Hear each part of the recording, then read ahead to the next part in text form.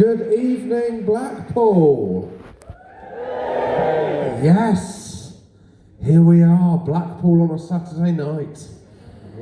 This is gonna fucking kick off, isn't it? No. Delighted to be here in Blackpool, delighted. Delighted to heave sold out and then look on the front row and there's 2 empty seats.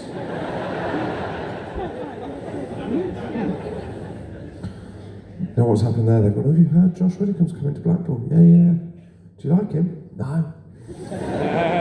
Are you not going to go? Better than that, mate. I'm buying 2 seats just where he can see them. Just so he knows what a prick I think he is.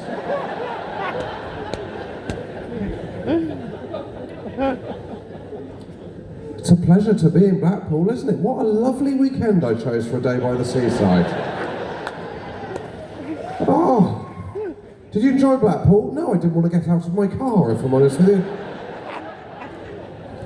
I'm not going to lie to you, the thrill I felt when I saw Nando's was next to the theatre was like nothing I felt in. When it came out to 0 yards on Google Maps, I thought, fucking get in. This is my kind of town. Amazing to be here also the weekend of the Magic Convention. Yeah. Apparently Uri Geller is on tonight. Yeah. If I come back and none of you are here, I'm going to be fucking livid after the interview. So it's a pleasure to be. Do we like Blackpool? No. Some and some, really. That's how it's worked out. Do you like Blackpool? So the guy with the pint, what's your name? Phil? Phil. Are you from Blackpool? No, from Wigan. You're from Wigan? Ooh. There's some of your friends. Do you know them, Phil? Absolutely. Absolutely. You're bakers, you do pies.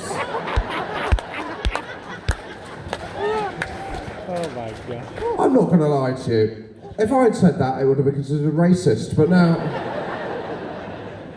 What's your name, the baker that does pies? Paul. Are you a baker, Paul? No.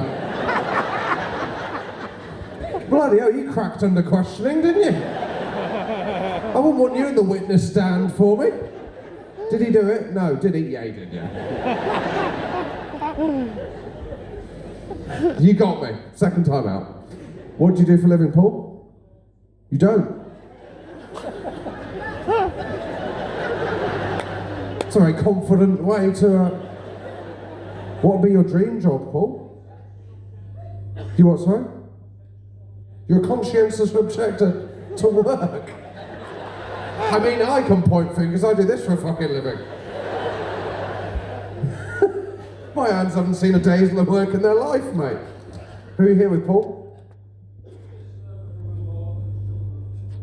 Your sister, your brother-in-law, and his children. Yeah. And are they all from Wigan?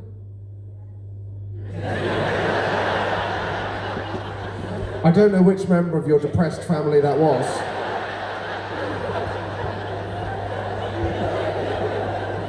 But they've already had a discussion, it's fine, we're not in the stalls, we're not going to get picked on here unless they, oh, he's fucking done it, I can't believe it. All it took was one bloke from Wigan, he had to pretend he was a baker. Can we go to a gig without you pretending you're a baker? Paul Hollywood Live was a fucking disaster. Is that a show? Surely it probably is. So what was your name, the guy from Wigan, before this whole... Here they bloody come? Yeah? No? No. Oh, some more empty seats. I didn't even know they were empty until it was drawn attention to me. Welcome, how's the Great Soprendo? Was that what you've been watching? What's your name? Dave. You what, sorry? There's always a day. There's always a Dave. Well, there wasn't for the first 20 minutes.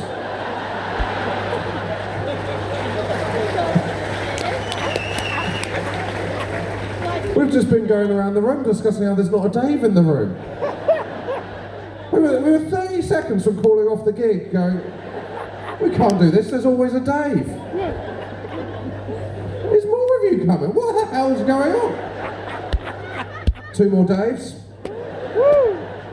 It's the thing with a Dave, you wait 20 minutes for one, but... Hypothetical is on Dave on Wednesdays at 10 PM while we're talking about Daves. You can watch it on UK TV Player either, or it's repeated on Saturday nights. Anyway, if we're on the subject of Daves, I can't believe I haven't got beyond the question. I haven't even asked your name, have I? What was your name? Phil. There's always one. And what do you do for a living, Phil? I work in IT. You work in IT.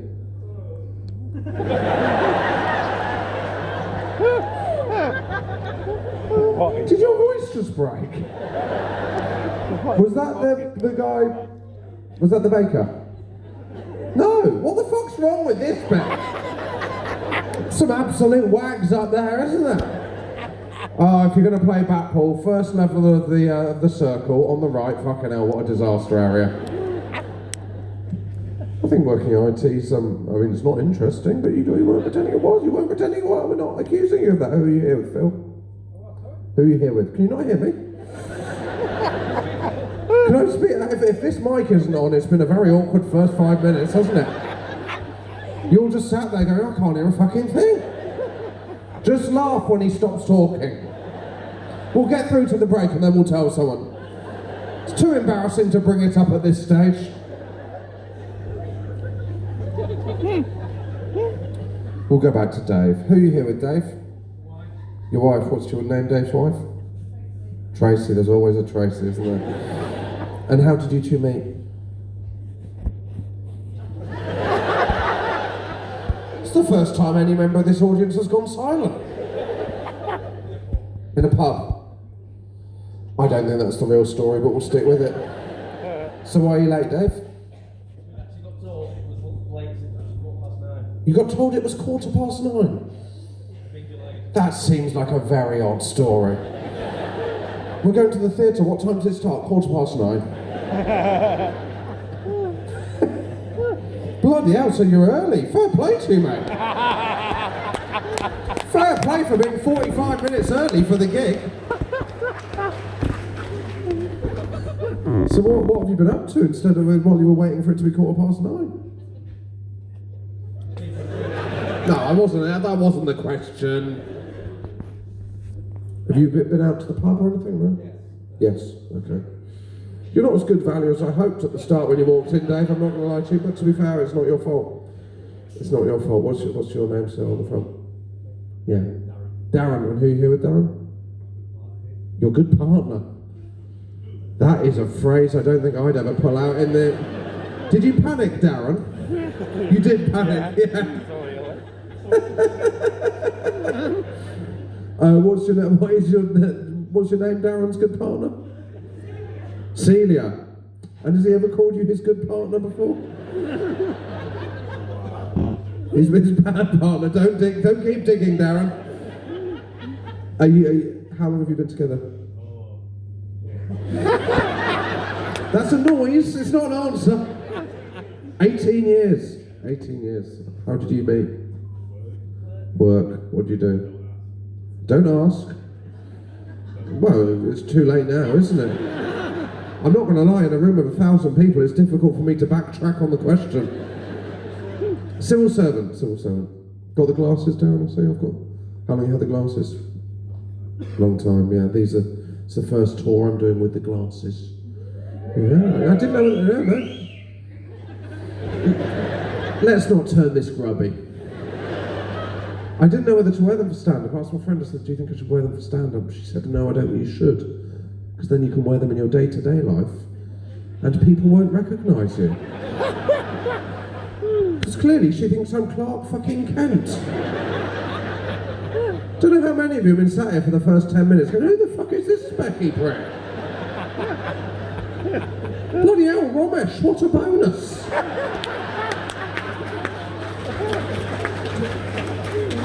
I've got some awful news, it is me. Thanks for drawing attention to the 900 people that were disappointed. Did you say you've had them? How old were you when you got them down?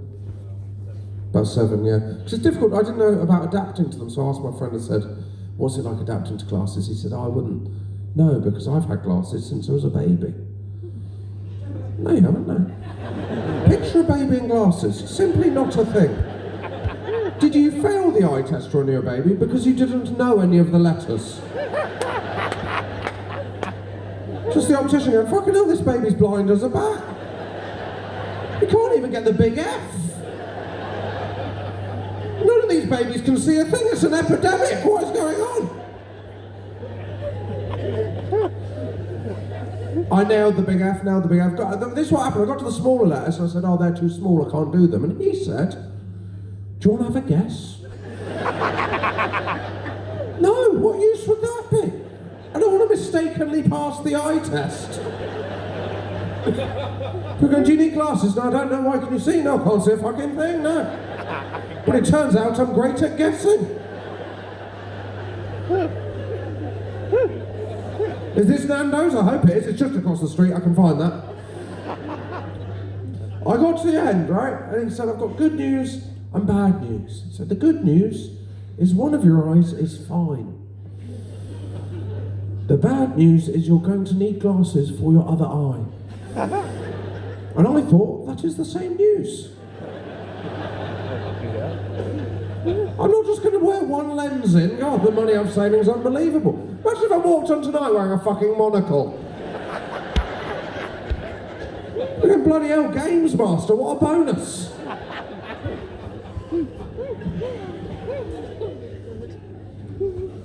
Falling apart. Got a bad neck. Anyone got a bad neck? Don't nod. What it means, right, is whenever I go away, if ever I stay away, I have to take my own special pillow. Right, this pillow comes in a see-through plastic carry case with a handle. So basically, when I turn up at a hotel, I look like a 7-year-old pretending they have a briefcase. So 1 room, please, for me in Paddington. Thank you very much. I was leaving a hotel with it the other day. The woman behind reception, she stopped me. She said, "Excuse me, sir, is that one of our pillows?" No, I wouldn't steal a pillow. And if I did, I wouldn't do it in a see-through carry case. Now, how dare you now? If you'll just give me a hand with my mattress, I'll be off. Yes, I did bring my own trouser press. Unhand me. It's like I'm not still on the dating scene. That'd be a gamble, wouldn't it? First date, not knowing whether you take your own pillow. Is that too forward?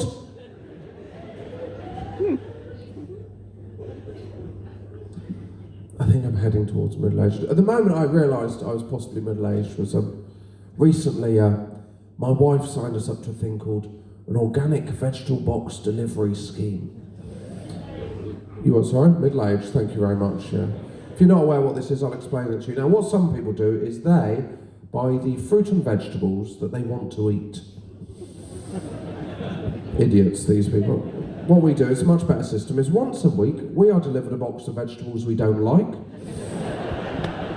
I've never heard of, or simply don't know how to cook.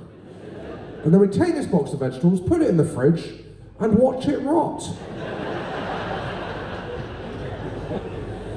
And then a week later, we throw the box away and start the whole merry dance again. And I'll tell you what, it's organic, it rots at a fucking rate of knots, mate. I have seen a courgette decompose between the door and the fridge. I'll take you through what we had last week to give you an idea. This is what we got last week. Too sweet, no one wants that. A radish, 1 radish. What the fuck am I going to do with 1 radish? Swiss chard, me neither. 2 courgettes, a marrow, which is a big courgette, and a mango. What am I going to do with that lot? I look like I've gone on Ready Steady Cook and had a breakdown. Just days ago, there's not enough Percy Pepper in the world to save this shit, mate. Piss off. 1 week, we got 4 aubergines. 4! And what, the only time you should see 4 aubergines is in a racy text.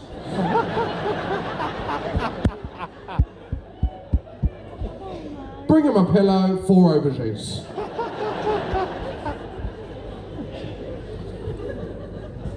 Every week they get this box, every week it comes with a suggested recipe. Every week, stew. That is not a suggested recipe.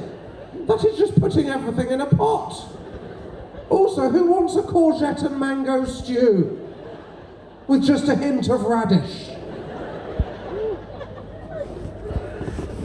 Genuinely, I look in this box every week. No one has looked in a box with more despair since Brad Pitt in the final scene of Seven.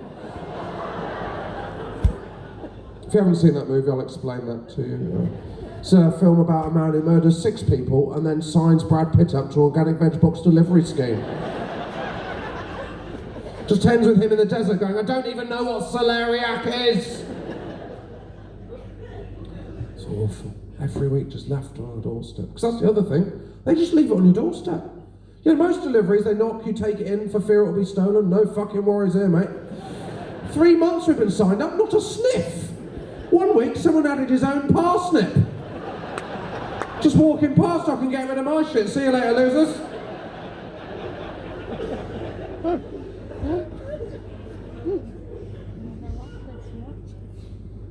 It's one of those food ideas, you know, good in theory but not in practice.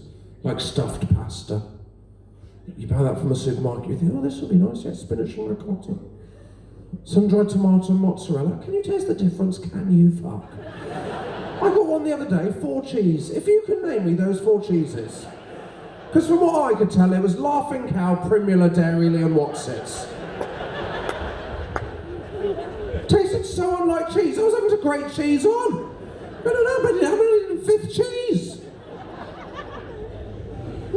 Not the worst bit of that for refrigerated pasta's gnocchi. What even is that stuff? My wife bought it, she said, it's great, yeah, when it's done, it just floats up to the surface of the water, yeah. Like a corpse in the Thames. It's got to float up to the surface, because you wouldn't tell it's done from the fucking taste, I can tell you that for free.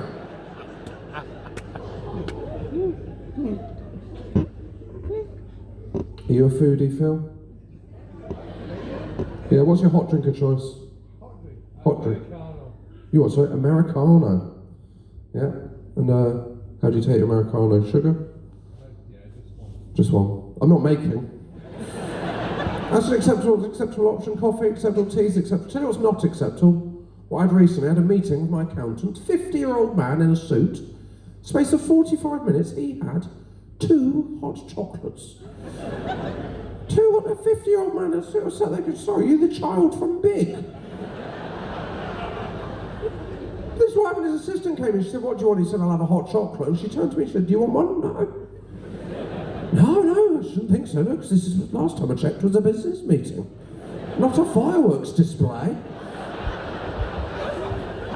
Yeah, fuck it, I'll have a toffee apple as well, let's enjoy ourselves, yeah. Yeah, I'll have a sparkler, why not? It's 9 o'clock on a Monday morning. At least he admits it, you know, the secret hot chocolate drinker's the kind of person that orders a mocha. The chocolatey coffee. Grow up, mate. I was in a coffee shop the other day, the guy in front of me, he ordered a decaf mocha. That is a hot chocolate!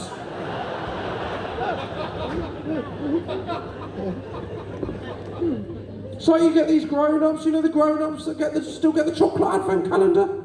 I've got a friend, last year, he's 32, got a chocolate advent calendar on it. He said to me, oh yeah, I got an advent calendar, but I got overexcited, I finished it by December the 5th. You're 32, what is wrong with you? You can afford a Twix. Buy yourself a Crunchy, you're earning.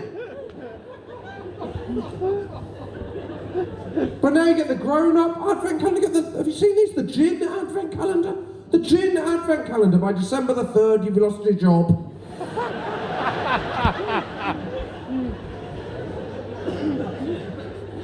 The gin advent calendar, what a way to cover up a problem that is. No, I'm not an alcoholic, I've just got the gin advent calendar. No, I'm not a drug addict, I've just got the MDMA advent calendar. Celebrating the birth of Jesus by getting high from 7 a.m.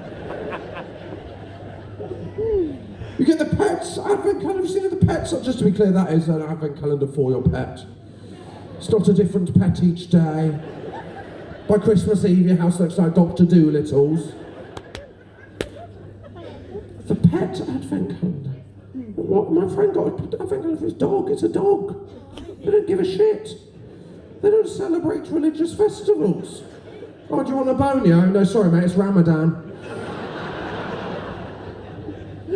My friend told me there's such a thing as the sex toys advent calendar. Sex toys advent at that time in the morning? No, thank you very much. What if you go away for a few days? You have to do one of those catch-up mornings. First day back at work, sorry I'm late, you wouldn't believe the morning I've just had. Let's just say it was festive.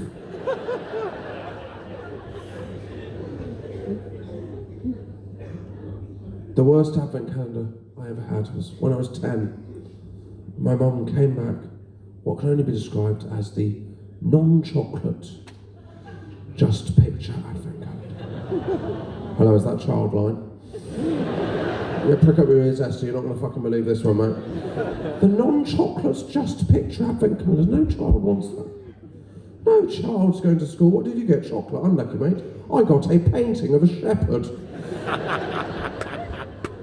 Tell you what's never happened, no child's ever got to December the 5th and opened all the pictures on their advent calendar. Oh, once you've seen one picture of a pregnant woman on a donkey, you can't stop yourself, mate. One day I opened it, it was a picture of a candy cane. You're like, literally a picture of confectionery. What's tomorrow a picture of a child that isn't me eating a double-decker?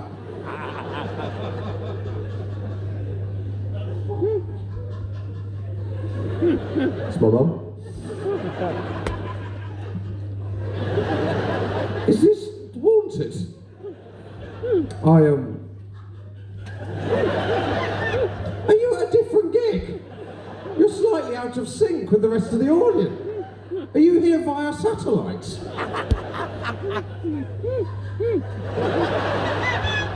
Everyone else can hear that, right? I'm not having some kind of stroke. I mean, I realise it comes to something when a comedian's complaining at an audience member for laughing. Could you stop the laughing, please? That really is quite annoying.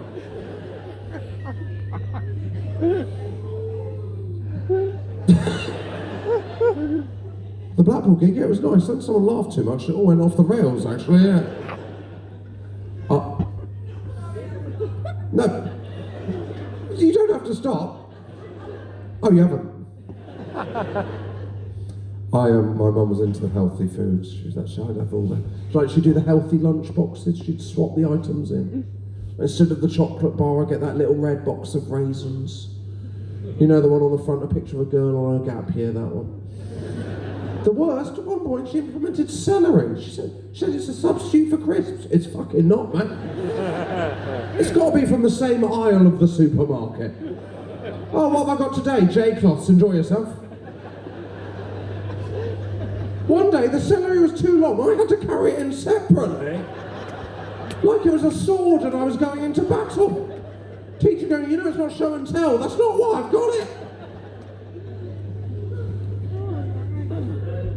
The worst swap she ever did was when I was 14 for Christmas, I asked for a Sony Discman and she got me a pager.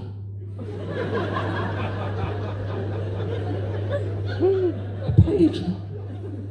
Now, just to be clear, I was just a school child. I wasn't also an on-call nurse. There's never a point in double science as I'm sorry, I'm needed in theatre. See you later. For anyone that's too young to know what a pager is, I'll explain it to you. Imagine your mobile phone with none of the apps except text. And also you can't send any messages. So I get a message from my mum and say, what do you want for dinner? I go, what is the point in that? And the reason I'm doing that is worn on the belt. Nothing cool has ever been worn on the belt. There's a brief period when some people thought mobile phones were going to be worn on the belt.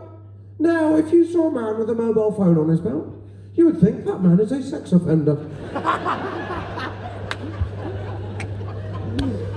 The worst thing about the pager, every message I received, I had to pay £1 for. I signed up to Plymouth Argyle goal alerts. One weekend, we lost 7-1. It cost me £8. Worst thing, I was at the fucking match.